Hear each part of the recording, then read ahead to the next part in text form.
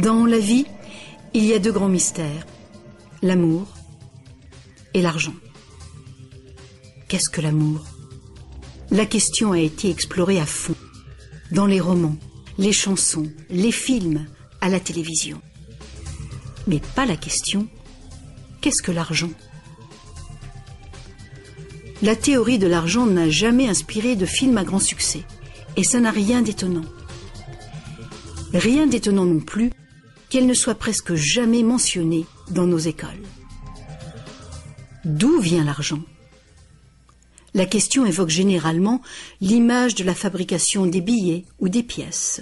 En effet, on croit souvent que c'est le gouvernement qui crée l'argent. C'est vrai, mais seulement en partie. Ces symboles en papier et en métal que nous appelons l'argent sont en fait fabriqués par une agence fédérale, la monnaie. Mais la plus grosse quantité d'argent en circulation n'est pas fabriquée par la monnaie. Tous les jours, des montants colossaux d'argent sont créés par des entreprises privées, par les banques. On croit souvent que les banques prêtent l'argent, que les déposants leur ont confié.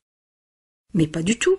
En fait, les banques créent l'argent qu'elles prêtent, pas à partir de leurs bénéfices, ni à partir de l'argent déposé, mais directement à partir des promesses de remboursement faites par les emprunteurs. La signature d'un emprunteur l'engage à payer le montant de son emprunt plus des intérêts. Sinon, il perd la maison, la voiture ou tout autre bien qu'il a acheté. C'est une très lourde obligation pour l'emprunteur. En contrepartie, que fait la banque? Elle crée le prêt par un tour de passe-passe. Elle l'inscrit au compte de l'emprunteur. Ça vous semble un peu exagéré? Impossible, direz-vous? Voyons un peu comment ce miracle bancaire se produit.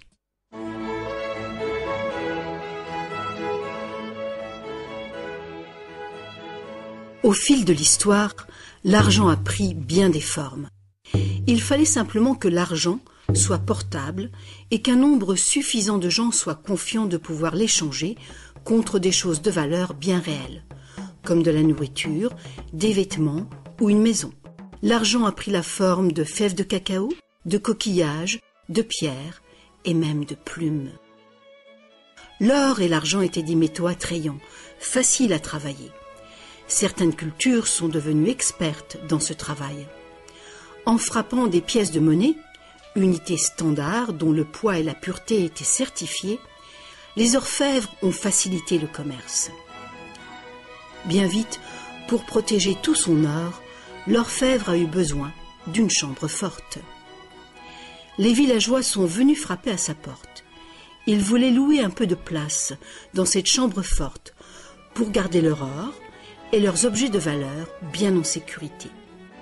L'orfèvre a fini par louer tout son espace dans sa chambre forte. La location lui a rapporté un petit bénéfice. Les années sont passées et notre orfèvre a constaté une chose fort importante. Les déposants venaient rarement chercher leurs pièces d'or et ils ne venaient jamais tous en même temps. Il faut dire que les reçus faits par l'orfèvre étaient utilisés sur le marché comme s'ils étaient véritablement l'or qu'ils représentaient. Cet argent papier était plus pratique que les lourdes pièces et les montants pouvaient tout simplement être écrits au lieu d'être comptés laborieusement. Entre-temps, l'orfèvre a commencé une autre affaire. Il s'est mis à prêter son or en demandant des intérêts. Comme les reçus devenaient de plus en plus acceptés à titre de paiement, les emprunteurs ont demandé leur emprunt sous cette forme. Et comme l'industrie prenait de l'expansion, de plus en plus de gens ont demandé des prêts à l'orfèvre. Alors, l'orfèvre a eu une idée plus géniale encore. Il savait que ces déposants venaient rarement chercher leurs pièces d'or. Il a donc pensé qu'il pouvait faire des prêts couverts par l'or de ces déposants. Aussi longtemps que les emprunts seraient remboursés, les déposants n'en sauraient rien. Et l'orfèvre, maintenant plus banquier qu'artisan, feraient de gros bénéfices.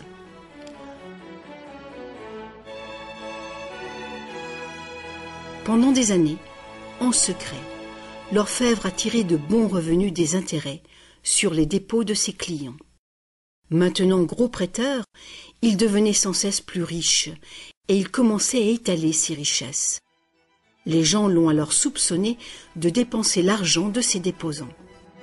Ensemble, ils l'ont menacé de retirer tout leur or si l'orfèvre ne s'expliquait pas sur sa richesse si soudaine. Contrairement à ce qu'on pourrait croire, la situation n'a pas tourné au désastre pour l'orfèvre. Malgré sa duplicité, il a pu montrer que les déposants n'avaient rien perdu. L'or était toujours en sécurité dans la chambre forte. Au lieu de reprendre leur or, les déposants ont demandé à l'orfèvre, devenu leur banquier, de leur verser une partie des intérêts. C'est ainsi que les banques sont nées.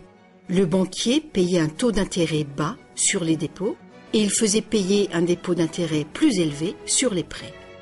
La différence couvrait les frais de fonctionnement et ses bénéfices. La logique du système était simple comme bonjour et semblait être un moyen raisonnable de satisfaire la demande de crédit. Mais les banques ne fonctionnent plus du tout comme ça. L'orfèvre banquier n'était pas du tout satisfait du revenu qui restait après le partage des bénéfices avec ses déposants. La demande de crédit augmentait rapidement, mais ses prêts restaient limités par le montant d'or dans la chambre forte. Alors, une idée plus géniale encore lui est venue à l'esprit. Puisqu'il était le seul à savoir combien d'or il y avait dans la chambre forte, il pourrait prêter des chèques garantis par de l'or qui n'existait même pas. Aussi longtemps que les déposants ne viendraient pas tous en même temps réclamer leur or, personne ne le saurait. Ce nouvel arrangement fonctionnait à merveille et le banquier est devenu immensément riche avec les intérêts payés sur de l'or inexistant. L'idée que le banquier puisse créer de l'argent à partir de rien était trop outrageuse. Longtemps, personne n'a rien soupçonné. Mais le pouvoir d'inventer de l'argent est monté à la tête du banquier. Bientôt, l'importance des prêts et l'opulence du banquier ont déclenché de nouveaux soupçons. Certains emprunteurs ont demandé de l'or véritable plutôt que des chèques, et les rumeurs ont monté. Plusieurs déposants fortunés sont venus réclamer leur or. La fin du jeu était proche. Une foule de gens, brandissant des chèques, se sont rassemblés devant les portes closes de la banque. Hélas, le banquier n'avait pas assez d'or pour couvrir tout l'argent papier qu'il avait émis. Pour la première fois, il y avait une ruée sur la banque. Et c'est un phénomène qui épouvante tous les banquiers. Ce phénomène de retrait massif a ruiné des banques individuelles et a endommagé la confiance du public envers les banquiers. Il aurait été simple alors d'interdire cette pratique de créer de l'argent à partir de zéro. Mais les immenses crédits offerts par les banquiers étaient devenus essentiels à l'expansion du commerce européen. La pratique a donc été légalisée et réglementée. Les banquiers ont accepté de respecter des limites sur les montants d'argent fictifs qu'ils pouvaient prêter. Mais ces montants fictifs restaient bien supérieurs à la valeur réelle de l'or déposé dans la chambre forte. Bien souvent, le taux était de 9 $ fictifs pour 1 $ en or.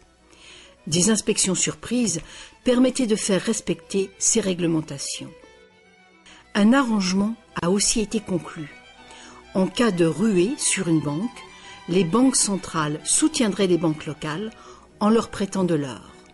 La bulle du crédit, créée par les banquiers, ne pourrait pas crever et le système ne pourrait pas s'effondrer, sauf s'il y avait beaucoup de ruées sur les banques en même temps.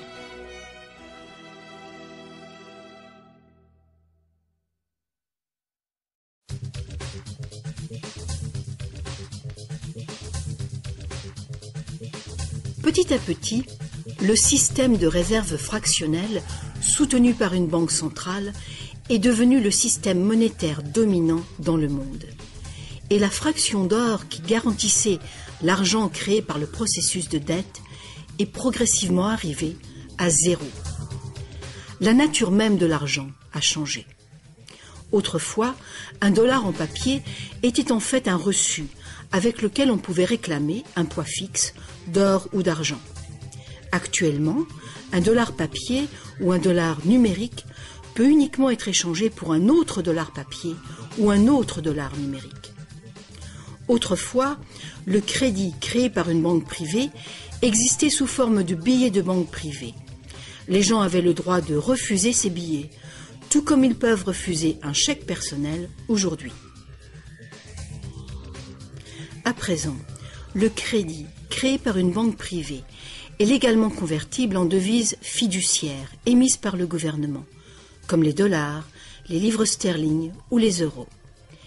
Les devises fiduciaires sont des devises créées par un décret gouvernemental. Des lois en font la monnaie que les citoyens doivent accepter pour paiement. Alors la question subsiste. Si les gouvernements et les banques peuvent tout simplement créer de l'argent, combien y a-t-il d'argent dans le monde ? Autrefois, le montant total d'argent était limité par les quantités physiques des éléments utilisés comme garantie. Par exemple, pour créer plus d'argent basé sur l'or, il fallait trouver davantage d'or. À présent, on crée vraiment l'argent à partir de dettes. Chaque fois que quelqu'un fait un emprunt à une banque, de l'argent est créé. Le montant total d'argent qu'il est possible de créer n'a qu'une seule limite réelle, le montant total de la dette.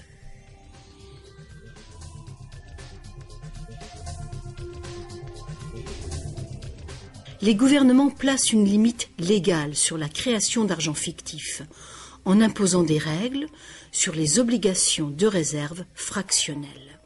Mais ces obligations sont fondamentalement arbitraires. Elles varient d'un pays à un autre, d'une époque à une autre. Longtemps, il a été commun d'exiger que les banques aient au moins $1 en or en réserve pour garantir $10 d'argent dette. Aujourd'hui, les ratios de réserve minimale ne s'appliquent plus du tout au rapport entre argent nouvellement créé et or en dépôt. Elles s'appliquent uniquement au rapport entre argent nouvellement créé et argent existant. Aujourd'hui, les réserves d'une banque sont faites de deux choses. Le montant en devises bien réelles qu'elle a déposé à la banque centrale et le montant total de son argent dette. Petite illustration. Imaginons qu'une nouvelle banque vient de démarrer et qu'elle n'a pas encore de déposants. Mais ses investisseurs ont déjà fait un dépôt de réserve de $1111,12 en cash. Le ratio de réserve est de 9 pour 1. Étape numéro 1. La banque accueille son premier client pour un emprunt. Notre client a besoin de $10 000 pour une voiture d'occasion. Avec un ratio de 9 pour 1, la réserve déposée autorise la banque à créer légalement, comme par magie, 9 fois ce montant, soit $10 000. Ces $10 000 n'existent nulle part physiquement. C'est de l'argent nouveau, tout simplement versé au compte de l'emprunteur en tant que crédit. C'est de l'argent dette. L'emprunteur peut faire un chèque pour payer sa voiture. Étape numéro 2. La vendeuse de la voiture dépose les $10 000 d'argent nouveau à sa banque. Contrairement à l'argent déposé à la banque centrale, cet argent nouveau ne peut pas être multiplié par le ratio de réserve. Il doit être divisé par ce ratio. Avec le même ratio de 9 pour 1, il est donc possible de créer un nouveau prêt de $9 000 à partir du premier dépôt de $10 000. Étape numéro 3. Si ces $9 000 sont déposés par une troisième personne, à la même banque ou dans une autre banque, ils permettent légalement un troisième crédit bancaire, cette fois pour $8 100. Comme les poupées russes, qui s'emboîtent et deviennent toujours plus petites, chaque nouveau dépôt peut mener à un prêt toujours plus petit, et cette série décroissante est infinie. Par contre, si l'argent fictif créé par l'emprunt n'est pas déposé à la banque, le processus s'arrête. C'est la partie imprévisible du mécanisme de création de l'argent. Mais le plus probable, c'est qu'à chaque étape, le nouvel argent sera déposé à la banque et que le processus se répétera bien des fois, et que finalement, presque 100 000 $ d'argent nouveau sera créé. Tout cet argent nouveau est créé à partir du processus de dette uniquement. Et tout ce processus est légalement autorisé par le petit dépôt de réserve initial de 1111 $ et 12 cents qui demeure intouché à la Banque centrale. Autre facteur important. Avec ce système ingénieux, les registres de chacune des banques doivent montrer que la banque a 10% de plus en intérêt qu'en prêt. C'est donc un incitatif très fort pour une banque de solliciter des dépôts afin de pouvoir prêter davantage. Tout ceci crée l'idée fausse que l'argent vient des dépôts. À moins que chaque prêt successif ne soit déposé à la même banque, aucune banque ne peut prétendre avoir multiplié sa réserve initiale de presque 90 fois uniquement par des crédits bancaires. Mais il faut bien comprendre que le système bancaire est un circuit fermé. Un crédit créé dans une banque devient un dépôt dans une autre banque et vice-versa. En fin de compte, l'effet est grosso modo le même que si tout se passait dans une seule et même banque. En résumé, la réserve initiale d'un peu plus de 1111 $ à la Banque centrale permet de récolter des intérêts sur des sommes allant jusqu'à 100 000 $ que la banque n'a jamais eu. Ça vous semble absurde? Écoutez un peu. En quelques décennies, à cause du lobbying féroce des banques, les obligations de réserve ont quasiment disparu dans plusieurs pays. Et les ratios actuels de réserve peuvent être bien plus élevés que 9 pour 1. Pour certains types de comptes, 20 pour 1 et même 30 pour 1 sont tout à fait communs. Plus récemment encore, les banques ont trouvé le moyen de complètement contourner les obligations de réserve en faisant payer des frais de dossier en plus du capital prêté. Alors, bien que les règles soient compliquées, la réalité est toute simple. Les banques peuvent créer autant d'argent qu'on est capable d'en emprunter.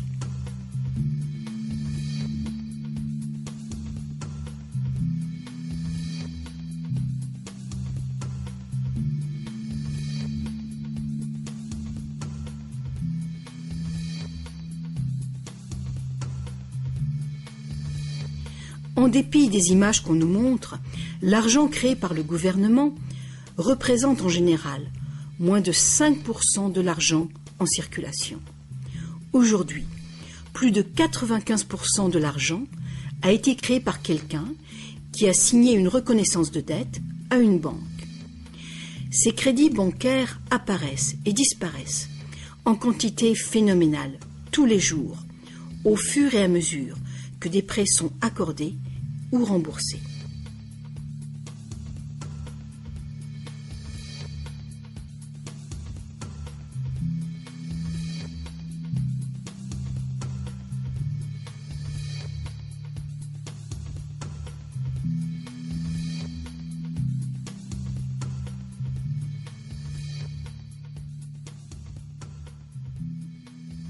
Les banques ne peuvent utiliser ce genre de système qu'avec la coopération des gouvernements.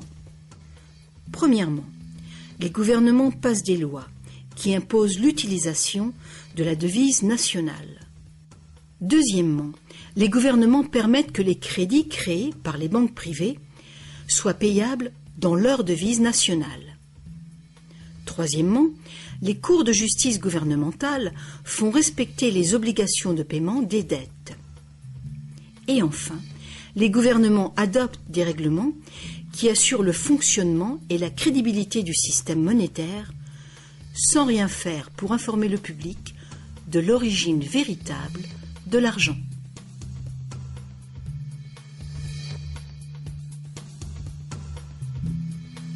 La simple vérité, c'est que quand on signe les papiers d'un emprunt ou d'une hypothèque, la seule chose réelle est notre reconnaissance de dette.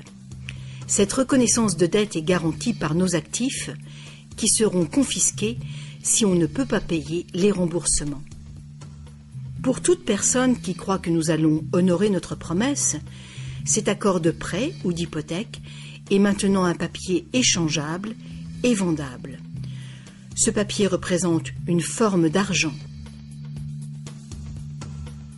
L'emprunteur obtient de l'argent grâce à son soi-disant prêt bancaire. Dans le monde réel, un prêt implique que le prêteur a quelque chose à prêter. Si vous avez besoin d'un marteau, ma promesse de vous prêter un marteau que je n'ai pas ne vous servira strictement à rien. Mais dans le monde artificiel de l'argent, la simple promesse faite par une banque de vous prêter de l'argent est considérée comme de l'argent véritable.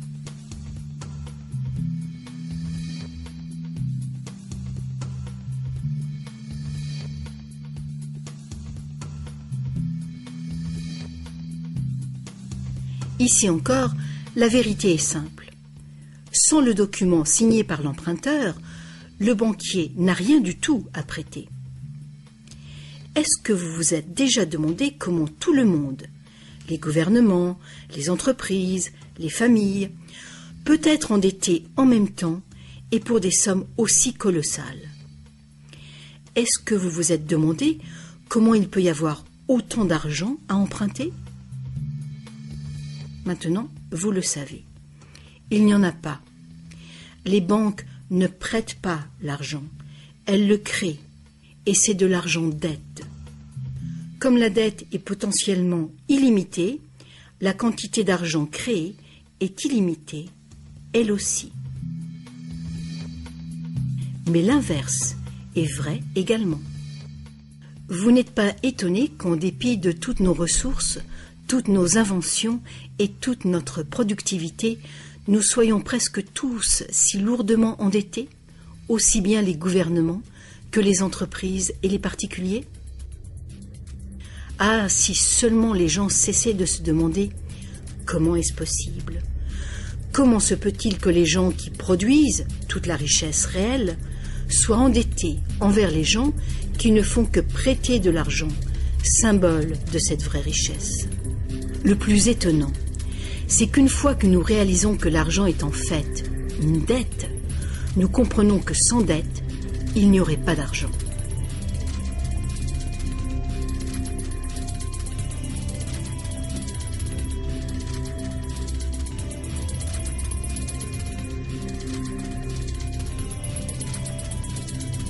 Si toute cette explication est nouvelle pour vous, rassurez-vous, vous n'êtes pas seul.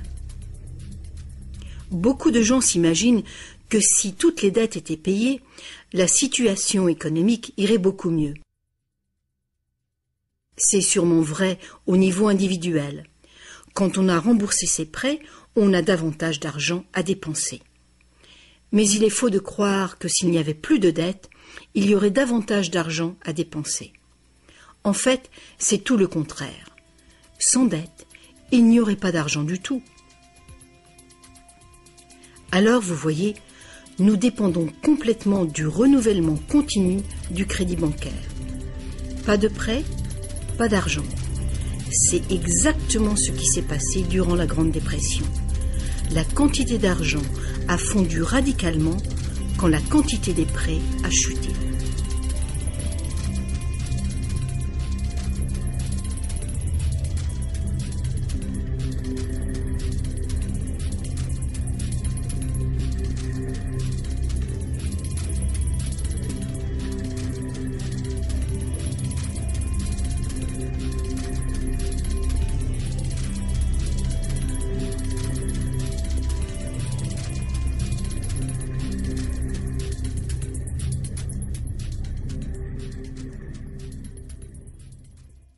Il faut bien souligner que les banquiers créent uniquement le montant du principal.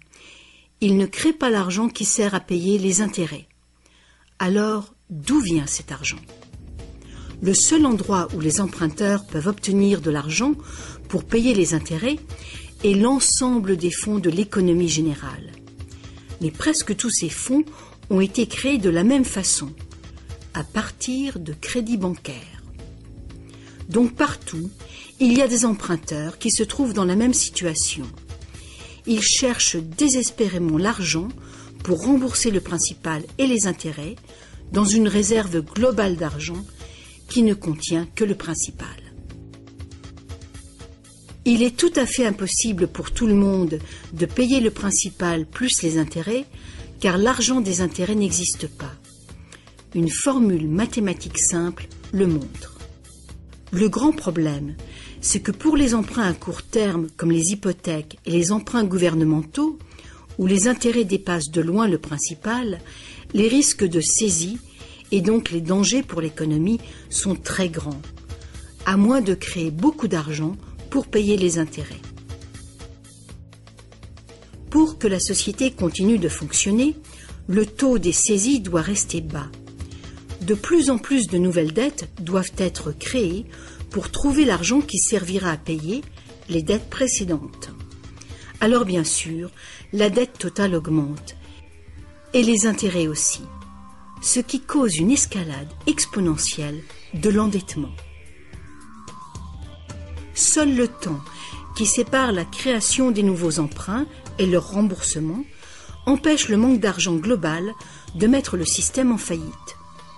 Mais pendant que le monstre du crédit bancaire grossit, le besoin de créer toujours plus d'argent pour le nourrir devient toujours plus urgent. Pourquoi les taux d'intérêt sont-ils si bas? Pourquoi recevons-nous des cartes de crédit que nous n'avons jamais demandées? Pourquoi est-ce que le gouvernement dépense plus vite que jamais? Est-ce que ce ne serait pas pour éviter l'effondrement de tout le système monétaire? On peut donc se demander, est-ce que ça peut continuer infiniment? Est-ce qu'un effondrement n'est pas inévitable?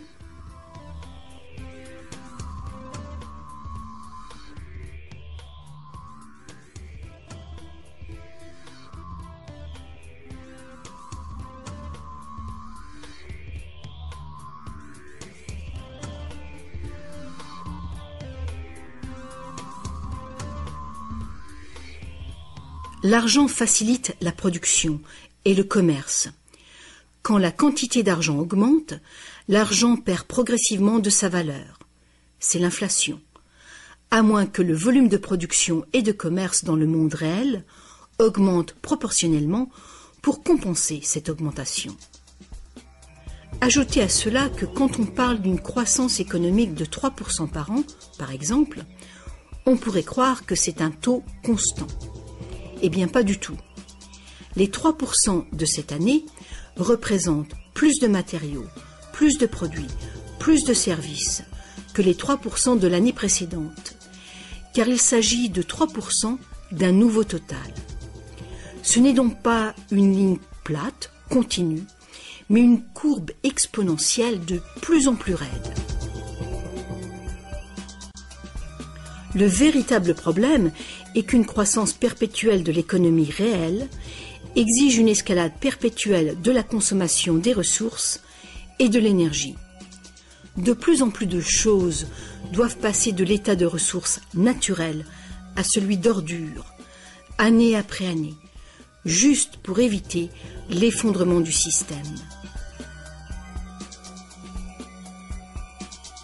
La situation est grave, très grave. Alors quoi faire? Pour commencer, un concept radicalement différent de l'argent s'impose.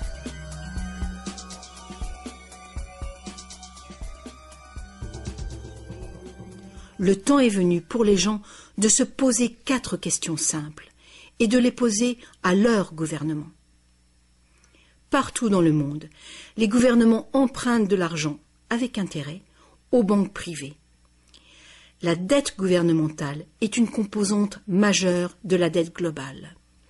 et une énorme partie de nos taxes va au paiement de cette dette. Maintenant, nous savons que les banques créent l'argent qu'elles prêtent et que les gouvernements les autorisent à le faire. Nous savons aussi que les gouvernements créent les devises par décret et qu'ils ont au moins le même droit que les banques de créer leur propre argent. Alors, première question. Pourquoi est-ce que les gouvernements choisissent d'emprunter de l'argent aux banques privées avec intérêt quand ils pourraient créer tout l'argent qu'il leur faut sans intérêt? Deuxième question. Pourquoi créer de l'argent à partir du processus de dette? Pourquoi pas créer de l'argent qui circule en permanence et qui ne doit pas sans cesse être réemprunté pour exister? Troisième question. Comment un système monétaire fondé sur l'accélération perpétuelle de la croissance peut-il servir à construire une économie durable? N'est-il pas évident qu'une croissance en accélération perpétuelle est incompatible avec la durabilité? Et finalement, pourquoi notre système actuel dépend-il entièrement d'une croissance perpétuelle? Que faut-il changer pour créer une économie durable?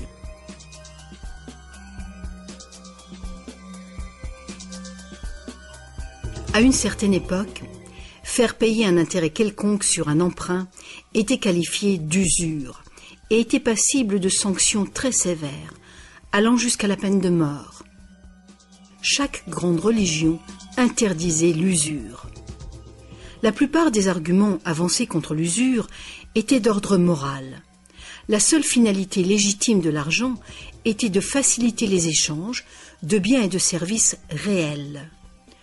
Toute tentative de gagner de l'argent avec de l'argent était considérée comme un mal, ou même comme un vol. Mais comme les besoins de crédits commerciaux augmentaient, les arguments moraux ont fini par céder. On en est venu à dire que prêter de l'argent constituait un risque pour le prêteur, et qu'il était donc justifié de faire des profits sur un prêt. Aujourd'hui, ces notions semblent dépassées. Faire de l'argent avec de l'argent est considéré comme un idéal à poursuivre. Pourquoi travailler si on peut faire travailler son argent pour soi? Ceci dit, quand on parle d'avenir durable, il est clair que faire payer des intérêts constitue un problème d'ordre moral et d'ordre pratique. Imaginons une société capable de durer des siècles parce qu'au lieu de piller ses ressources, elle consomme uniquement ce qu'il lui faut dans l'immédiat. On ne coupe pas plus d'arbres qu'il n'en pousse. Toute l'énergie est renouvelable, solaire, gravitationnelle ou géothermique, magnétique ou autre. Cette société vit dans les limites de ses ressources non renouvelables, en réutilisant et en recyclant tout, et la population n'augmente pas en nombre.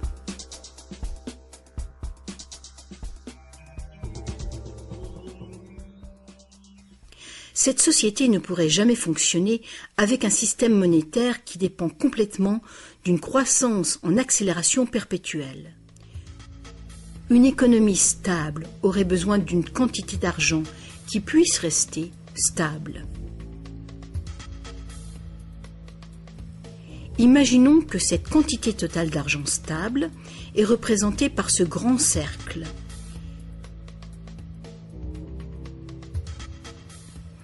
Imaginons aussi que les prêteurs doivent vraiment avoir de l'argent à prêter. Si des prêteurs, à l'intérieur de ce cercle, commencent à prêter de l'argent avec intérêt, leur part d'argent va s'agrandir. S'ils continuent de prêter, toujours avec intérêt, l'argent remboursé, quel sera le résultat? Que l'argent vienne de l'or, d'un décret gouvernemental ou d'une dette, les prêteurs vont s'accaparer la totalité de l'argent.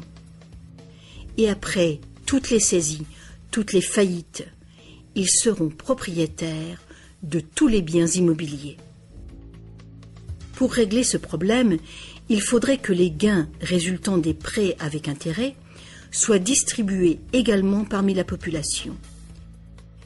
Une taxation lourde des bénéfices bancaires pourrait être une solution. Mais alors, quel intérêt les banques auraient-elles d'être en affaires?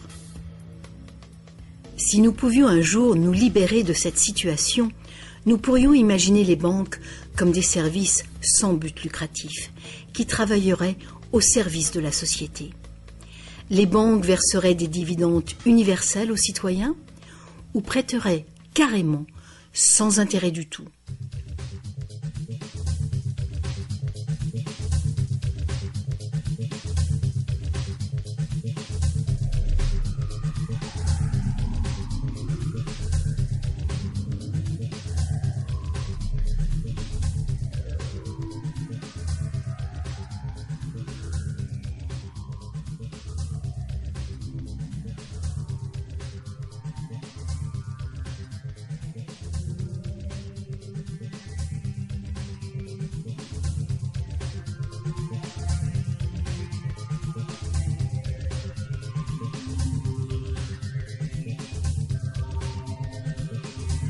Si tous ces problèmes viennent de la nature fondamentale du système, inutile d'essayer de bricoler le système. Il faut le remplacer. Beaucoup de critiques réclament un retour à l'étalon or, disant qu'il a fait ses preuves de fiabilité. Ils ignorent les arnaques qui peuvent être commises avec l'or. Limer les pièces, altérer le métal, le déprécier, accaparer le marché. Bref, toutes les pratiques déjà utilisées du temps de l'ancienne Rome qui ont contribué à sa chute. Certains préconisent un étalon argent, car ce métal est plus abondant que l'or, ce qui rend plus difficile le monopole du marché. Mais beaucoup de gens questionnent la pertinence de revenir aux métaux précieux. L'idée de porter de gros sacs pleins de pièces n'enchante personne. L'argent papier, l'argent numérique, le plastique, ou plus probablement l'argent biométrique, seront les moyens d'échange. Et ils présentent ce potentiel de créer de l'argent dette en quantité illimitée. En définitive, si l'or était à nouveau le seul étalon, tous les gens qui n'ont pas d'or se retrouveraient tout à coup sans argent. D'autres partisans des réformes monétaires ont conclu que l'avarice et la malhonnêteté sont les principaux problèmes et qu'il y a sans doute de meilleurs moyens de créer un système monétaire équitable et honnête sans passer par l'argent ou l'or. Des esprits inventifs ont proposé une variété d'options. Beaucoup de systèmes de troc privés créent de l'argent dette, mais ils le font ouvertement, sans intérêt. Un exemple est le système de troc où la dette est exprimée en promesse d'heures de travail. Tout travail est évalué de manière égale, en dollars, qui ont une équivalence en biens réels. Les frais du système sont couverts par des honoraires et non pas par des intérêts. Ce genre de système monétaire peut être mis en place par toute personne capable de concevoir un moyen de comptabiliser et de trouver des participants dignes de confiance. Mettre en place un système de troc local est une bonne mesure de planification d'urgence pour une communauté, même si ce système n'est guère utilisé actuellement. La réforme monétaire, comme la réforme électorale, est un vaste sujet qui exige une volonté de penser autrement et de changer. La réforme monétaire, comme la réforme électorale, ne sera pas facile, car les intérêts puissants qui bénéficient du système feront l'impossible pour conserver l'avantage. Sachant que l'argent n'est qu'une idée, et qu'en réalité, l'argent est uniquement ce qu'on fait de lui, voici une option simple à considérer. Le modèle suivant est basé sur des systèmes qui ont fait leurs preuves en Angleterre et en Amérique, mais qui ont été déstabilisés et détruits par les banquiers et leurs réserves fractionnelles. Pour créer une économie basée sur de l'argent permanent et libre d'intérêt, il suffirait que le gouvernement crée de l'argent et le dépense dans l'économie, de préférence dans des infrastructures durables comme les routes, les chemins de fer, les ponts, les ports et les marchés publics. Cet argent ne serait pas de l'argent dette, ce serait de l'argent valeur, qui aurait la valeur des infrastructures financées.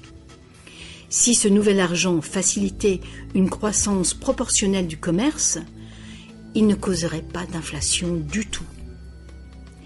Mais si les dépenses gouvernementales causaient l'inflation, deux interventions seraient possibles. L'inflation équivaut en fait à une taxe forfaitaire sur l'argent.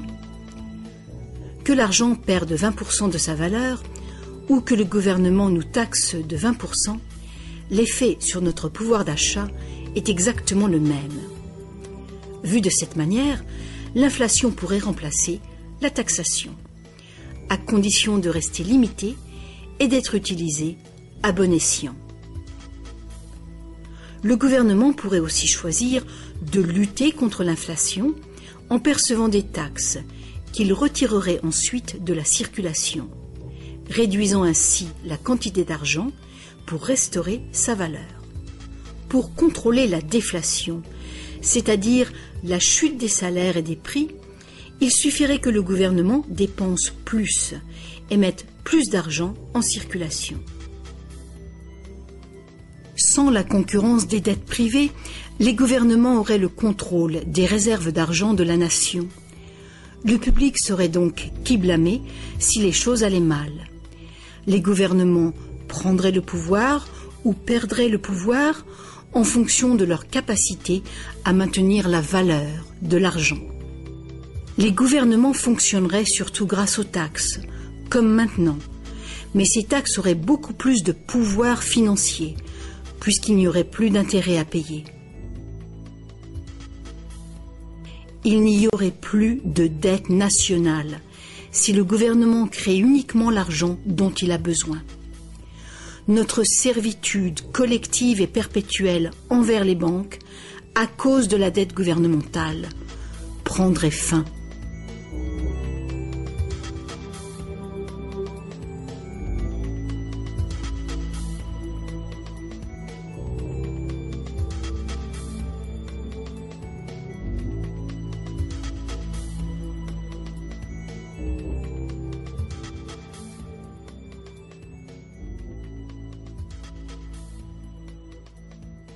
On nous a trompés.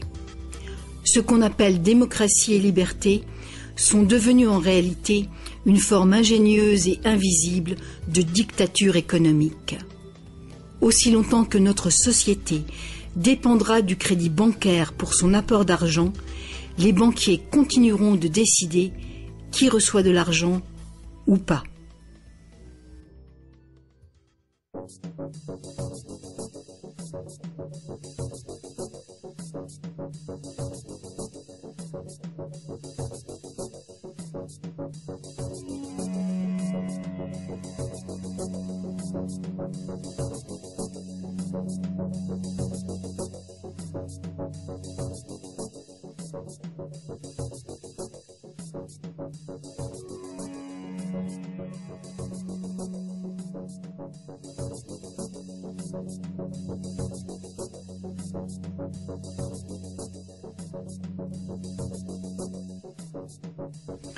Peu de gens savent aujourd'hui que l'histoire des États-Unis, depuis la Révolution de 1776, a été en grande partie une lutte épique pour se libérer du contrôle des banques mondiales dominées par les Rothschild. Cette lutte a finalement été perdue en 1913, quand le président Woodrow Wilson a signé la loi de la Réserve fédérale, donnant le pouvoir de créer l'argent américain à un cartel de banques internationales.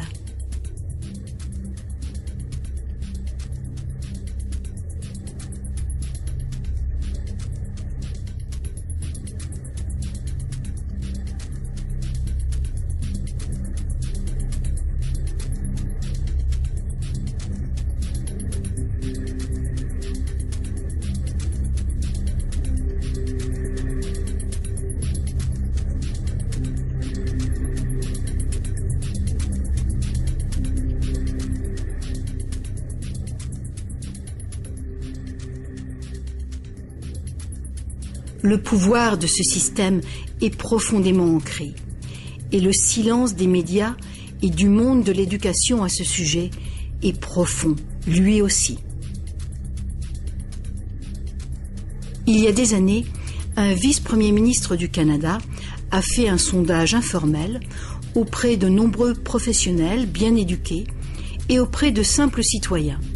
Il a constaté qu'aucun d'eux ne comprenait vraiment comment l'argent était créé. En fait, on peut probablement dire que la majorité des gens, y compris les simples employés des banques, n'ont jamais réfléchi à la question. Et vous ?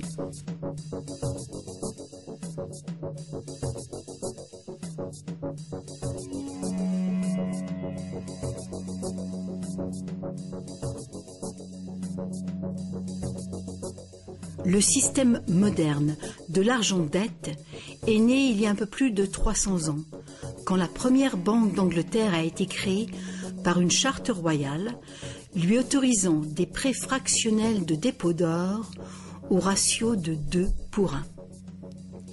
Ce modeste ratio était le premier pas. Le système est maintenant mondialisé. Il crée des quantités virtuellement illimitées d'argent à partir de rien. Et presque tout le monde sur la planète est enchaîné à une dette sans cesse grandissante, qui ne pourra jamais être repayée. Est-ce que tout cela serait arrivé purement par accident? Ou est-ce qu'il y a conspiration? De toute évidence, l'enjeu est considérable.